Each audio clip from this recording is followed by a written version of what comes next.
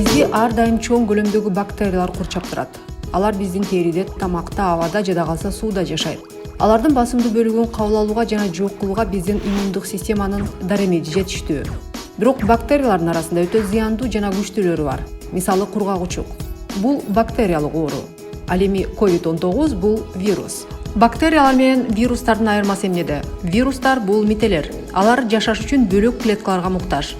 Мисалы адамдын, жаныбарлардын, өсүмдүктөрдүн клеткалары. Вирус тирүү организмден сырткаркы шартта вирус бөлүкчөсү катары гана өтө кыска убакытка жашай алат. Андыктан вирустар үчүн жандуу организмдин клеткасына түшүү маанилүү. Ал эми бактериялар бул бир клеткалуу тирүү организмдер жана алар өз алдынча жашай алат. Антибиотик бул бактериялык инфекцияларды дарылоочу дары-дармек каражаттары. Алар клетка структурасындагы бактериялар менен гана буруша алат. Бактериялардан айырмаланып, вирустардын клеткалык структурасы жок. Андыктан антибиотиктер аларга таасир эте албайт. Мындан улам коронавирус инфекциясын дарыланууда антибиотиктерди колдонуу натыйжасыз. Бул жерде антибиотиктер алсыз, ал турсун зыяндуу.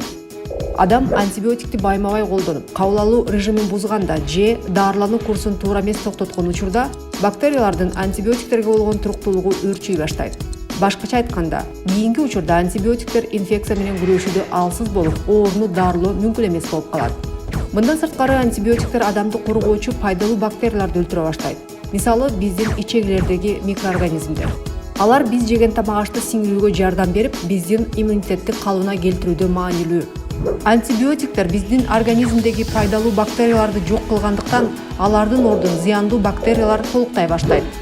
Бул ичөткө алып келип, иште кандайдыр бир ыңгайсыздыктарды жаратат. Антибиотиктер көп эсе аллергиялык реакцияга кептейт. Дем алуу органдарына чейин козгоп, бул адам өмүрү үчүн кооптуу. Мындан сырткары олуттуу кедергиси дагы тийиши ыктымал. Мисалы, антибиотиктердин кээ бирлери угуу жөндөмдү начарлатып, же болбосо байланыштардын үзүлүшүнө алып келет. Антибиотиктерди дарыгерлер тыкыр көзөмөлдөн жана коюлган диагноздан соң гана жазып беришет. Өзүн өзү дарылоо сиздин саламаттыгыңыз үчүн кооптуу.